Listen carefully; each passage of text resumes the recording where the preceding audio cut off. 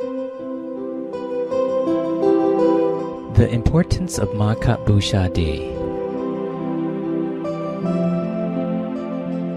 On the full moon day of the third lunar month known as Magha, a great assembly of Buddhist monks took place at Veruwana Temple. This day was also marked by four great events. 1. It was a Buddhist holy day known as Uposota Day, on the auspicious month of Magha when the moon was at its fullest.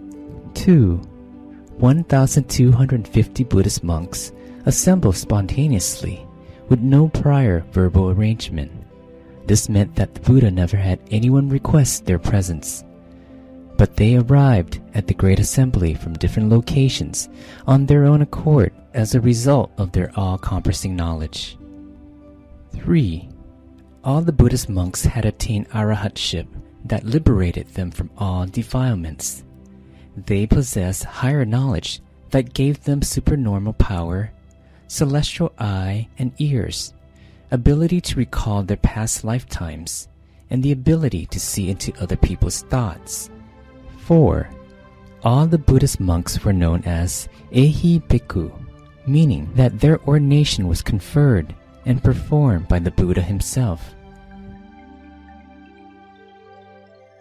During the Great Assembly, the Buddha delivered the principal teaching called Ovada-pattimokkha, the ideal, principle, and method in propagating his teachings.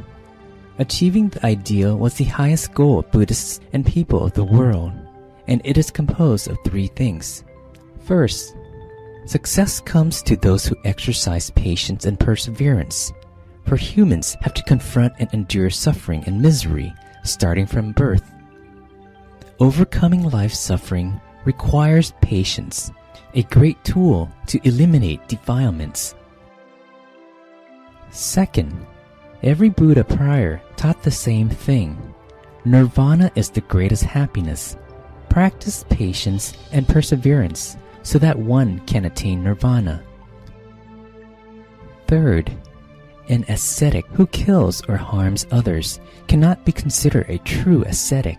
While we have not attained nirvana, one must be completely virtuous and vigilant by not performing additional unwholesome deeds because we are all still under the law of karma. If we accrued more misdeeds, regardless of what they may be, it would mean that we have not exercised patience, and without patience, we surely will not reach nirvana. The principle that the Buddha gave is an important guideline in the decision-making process for Buddhists and people of the world. If an action went against the principle, then we would avoid that action. Only when the action conforms to the principle would we carry it out. The principle comprises three components. 1.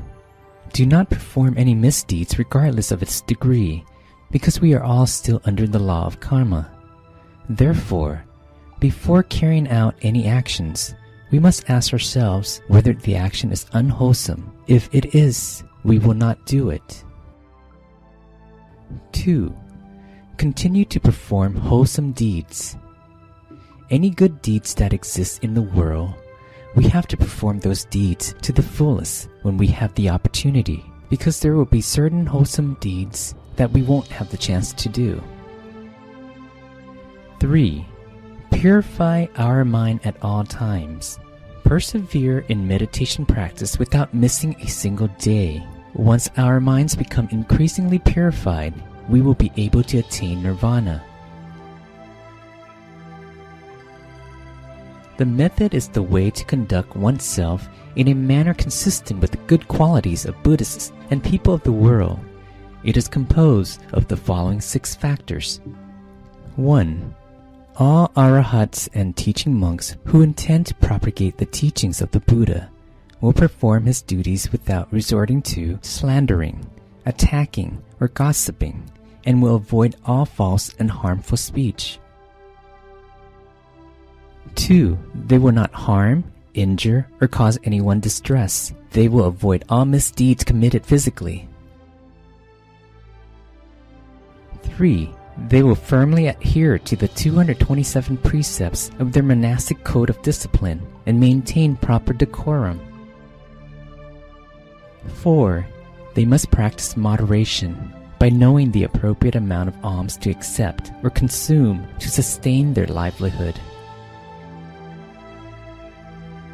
5.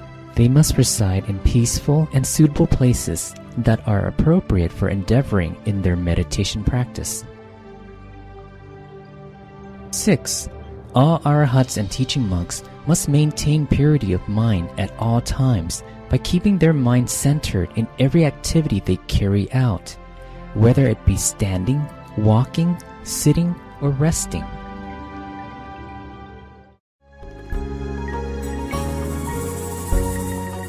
Now that everyone has learned about the meaning and the important principles behind Magha Puja Day, we encourage you to invite all your loved ones to come participate in the lighting of Magha lanterns at the Grand Meditation Square of the Mahadhammagaya Sitiya as homage to the Buddha